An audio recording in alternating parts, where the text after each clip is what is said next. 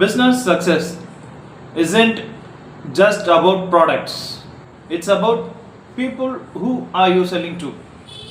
Understanding your target audience is the backbone of your business growth.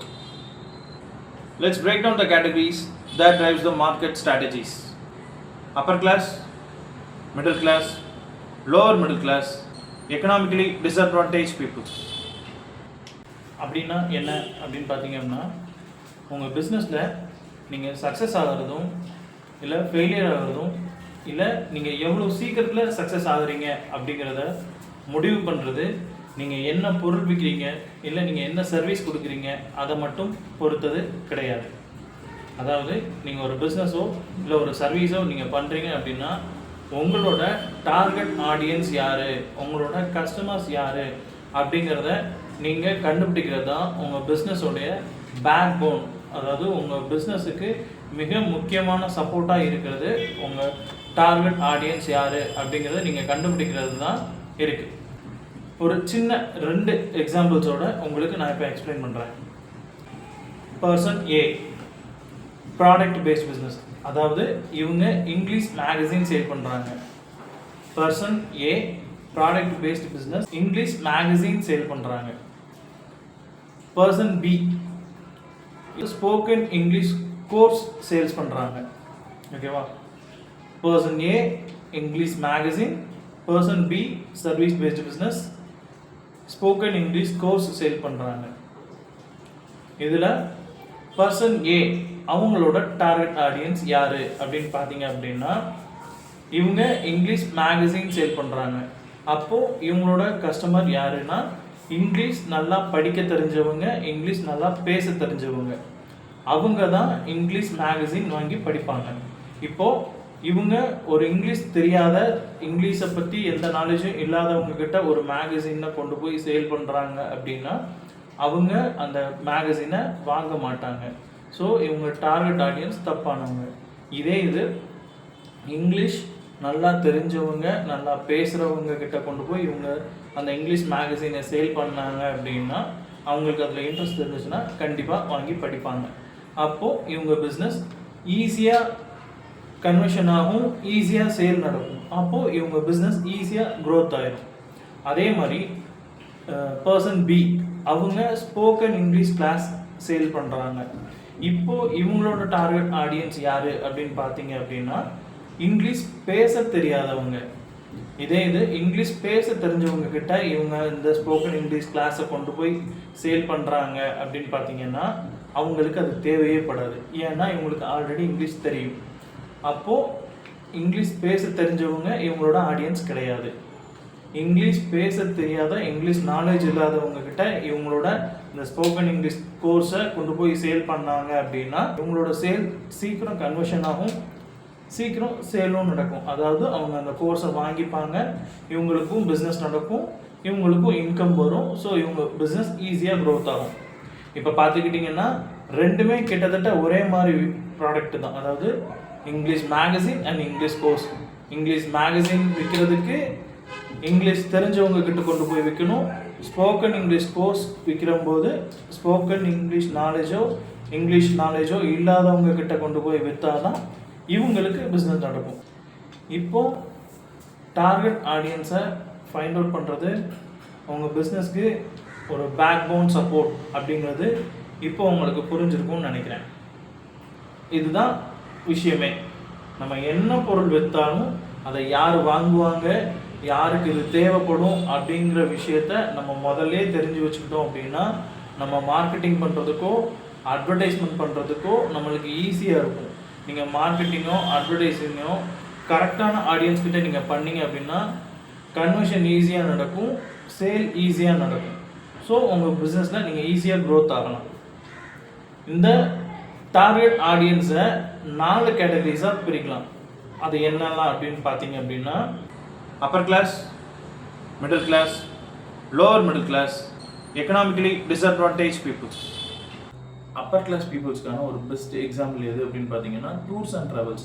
ஏன் tours and travels அப்படின்னு பார்த்தீங்க அப்படின்னா upper class peoples வந்து mostly business தான் பண்ணுவாங்க. அந்த பிஸ்னஸ் பீப்புள்ஸ் என்ன செய்வாங்க அப்படின்னா அவங்க பிஸ்னஸ்க்காகவோ இல்லை வெக்கேஷனுக்காகவோ அடிக்கடி ஃபாரின் ட்ரிப்போ இல்லை ஃபாரின் ட்ராவலோ அவங்க வந்து அடிக்கடி பண்ணுவாங்க.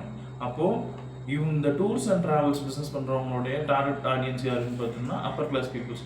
இதே இது ஒரு லோவர் மிடில் கிளாஸ் பீப்புள்கிட்டயோ இல்லை ஒரு எக்கனாமிக்கலி டிஸ்அட்வான்டேஜ் பீப்புள்கிட்டயோ கொண்டு போய் இந்த டூர்ஸ் அண்ட் ட்ராவல் பிஸ்னஸ் பண்ணுறவங்க அவங்களோட அட்வர்டைஸ்மெண்ட்டையோ மார்க்கெட்டிங்கோ பண்ணுறாங்க அப்படின்னா அது அந்த லோவர் மிடில் கிளாஸ் பீப்புளுக்கோ எக்கனாமிக்கலி டிஸ்அட்வான்டேஜ் பீப்புளுக்கு அது தேவைப்படாது. ஏன்னா இவங்க ஃபாரின் ட்ரிப்போ டூரோ போக மாட்டாங்க.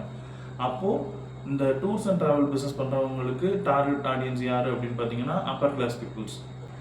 அடுத்தது மிடில் கிளாஸ் பீப்புள்ஸ். இவங்களுக்கான ஒரு பெஸ்ட் எக்ஸாம்பிள் பிஸ்னஸ் மாடல் அப்படின்னு பார்த்தீங்கன்னா ஹோல்சேல் ஷாப்.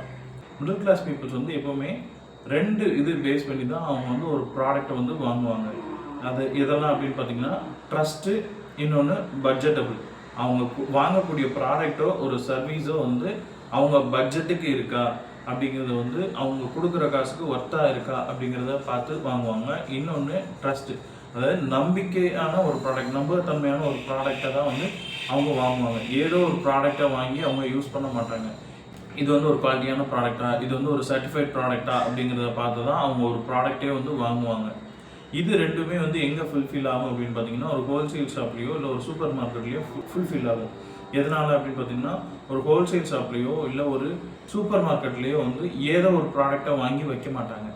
அதே மாதிரி வெளியில் மார்க்கெட்டில் அதாவது லோக்கல் ஷாப்பில் விற்கிற ரேட்டை விட ஹோல்சேல் ஷாப்லேயோ இல்லை சூப்பர் மார்க்கெட்லேயோ வந்து ரேட்டும் வந்து கம்மியாக இருக்கும். ஸோ இந்த மிடில் கிளாஸ் பீப்புளுக்கு வந்து அது பட்ஜெட்டபிளாகவும் இருக்கும், நம்பிக்கையான ப்ராடக்டாகவும் இருக்கும். அதனால மிடில் கிளாஸ் பீப்புளுக்கான ஒரு பெஸ்ட் எக்ஸாம்பிள் அப்படின்னு பார்த்தீங்கன்னா சூப்பர் மார்க்கெட், ஹோல்சேல் ஷாப். இது ரெண்டும் வந்து நம்ம அதுக்கு சொல்லலாம். 3வது லோவர் மிடில் கிளாஸ் பீப்புள். இவங்களுக்கான ஒரு பெஸ்ட் எக்ஸாம்பிள் எது அப்படின்னு பார்த்தீங்க அப்படின்னா டிமார்ட்டு, அப்புறம் ஈவே, ரிலையன்ஸ், இந்த மாதிரியான ஷாப்லாம் வந்து சொல்லணும். எதனால் அப்படின்னு பார்த்தீங்கன்னா இந்த மைண்ட் செட் எப்போவுமே எப்படி இருக்கும் அப்படின்னு பார்த்தீங்கன்னா ஆஃபர், டிஸ்கவுண்ட், அப்புறம் கிளியரன்ஸ் சேல்ஸ், காம்போ ஆஃபர், தள்ளுபடி விலையில் இது வாங்கினா இது ஃப்ரீ, இது வாங்கினா அது ஃப்ரீ, அப்படி இதையும் வாங்கினா இந்த காம்போ ஆஃபரில் உங்களுக்கு இந்த ரேட்டில் நாங்கள் கொடுக்குறோம் அப்படிங்கிற மாதிரியான ஒரு டிஸ்கவுண்ட் பேஸ்லேயோ ஒரு பொருள் வந்து நம்மளுக்கு பாதி விலையில் கிடைக்குதா, ஒரு நல்ல ப்ராடக்ட் வந்து நமக்கு கம்மியான விலையில் கிடைக்குதா அப்படிங்கிறத வந்து அவங்க பார்ப்பாங்க. இந்த மாதிரியான மைண்ட் செட்டில் தான் வந்து அவங்க ஒரு பொருளை வாங்குவாங்க. இந்த மாதிரியான பிஸ்னஸ் மாடல்ஸ் எல்லாம் வந்து லோவர் மிடில் கிளாஸ் பீப்புள்ஸ் வந்து ஈஸியாக அட்ராக்ட் பண்ணும். எந்த மாதிரியான அட்ராக்டிவ் வேர்ட்ஸுக்கு இவங்க ஈஸியாக வந்து கன்வெர்ட் ஆவாங்க. ஏன்னா அவங்கள பொறுத்த வரைக்கும் ஒரு பெரிய ப்ராடக்டை ஒரு ஒரு காஸ்ட் கூட உள்ள ப்ராடக்டை கம்மியான நம்ம விலைக்கு வாங்கணும், கம்மியான காஸ்ட்டில் ஒரு நல்ல ப்ராடக்டை வாங்கிடணும் அப்படிங்கிறது இவங்களோட மைண்ட் செட்டாக இருக்கும். அதனால் லோவர் மிடில் கிளாஸ் பீப்புள்ஸ்க்கான ஒரு பெஸ்ட் பிஸ்னஸ் எக்ஸாம்பிள் அப்படின்னு பார்த்தீங்கன்னா டிமார்ட். யூஸ்டு ப்ராடக்ட்ஸு வந்து இவங்க ஈஸியாக வாங்குவாங்க மேபி. ஏன்னா ஒரு சம் ஆஃப் அமௌண்ட்டை ஒரு பெரிய அமௌண்ட்டை கொடுத்து ஒரு புது ப்ராடக்டை வாங்குறதுக்கு கம்மியான விலையில் ஒரு பொருளை செகண்ட்ஸில் கிடச்சிது அப்படின்னா இந்த லோவர் மிடில் கிளாஸ் பீப்புள்ஸ்க்கு பண்ணிங்க அப்படின்னா உங்கள் பிஸ்னஸ் ஈஸியாக சேல் ஆகும், உங்கள் பிஸ்னஸ் ஈஸியாக கன்வர்ஷன் ஆகும், உங்கள் பிஸ்னஸ் ஈஸியாக ஃபாஸ்ட்டாக க்ரோத் ஆகும். அடுத்தது எக்கனாமிக்கலி டிஸ்அட்வான்டேஜ் பீப்புள்ஸ். இவங்களுக்கான ஒரு பெஸ்ட் பிஸ்னஸ் எக்ஸாம்பிள் எது அப்படின்னு பார்த்தீங்கன்னா நம்ம ஏரியாக்களில் இருக்கக்கூடிய மளிகை கடை, அண்ணாச்சி கடை, இந்த மாதிரிலாம் சொல்லுவோம் இல்லையா, அந்த மாதிரி லோக்கல் ரீட்டெயில் ஷாப்ஸ். ஏன்னா இதில் தான் வந்து இவங்களுக்கான ப்ராடக்டை வந்து இவங்க ஈஸியாக வாங்கிக்க முடியும். ஏன்னா இவங்க வந்து டெய்லி பேசிஸ், அதாவது டெய்லி வேஜஸில் சேலரியில் ஒர்க் பண்ணக்கூடிய பீப்புள்ஸாக இருக்கும். இன்றைக்கி இவங்க ஒரு 500 ரூபா சம்பாதிச்சிருக்காங்க அப்படின்னா அதில் ஒரு 300 ரூபாய்க்கு வீட்டுக்கு தேவையான ஜாமான்களை, இன்றைக்கி தேவையான ஜாமான்களை வாங்கி அவங்க வந்து யூஸ் பண்ணுவாங்க. அதாவது ஒரு 50 கிராம், ஒரு 100 கிராம், ஒரு 1/4 லிட்டர், இந்த மாதிரி வாங்கி தான் இவங்களோட டெய்லி நீட்ஸே வந்து யூஸ் பண்ணுவாங்க. அதனால எக்கனாமிக்கலி டிஸ்அட்வான்டேஜ் பீப்புள்ஸ்க்கான ஒரு பெஸ்ட் பிஸ்னஸ் எக்ஸாம்பிள் எது அப்படின்னு பார்த்தீங்கன்னா நம்ம லோக்கல் ரீட்டைல் ஷாப்ஸ், அதாவது மளிகை கடை, அண்ணாச்சி கடை, அந்த மாதிரி.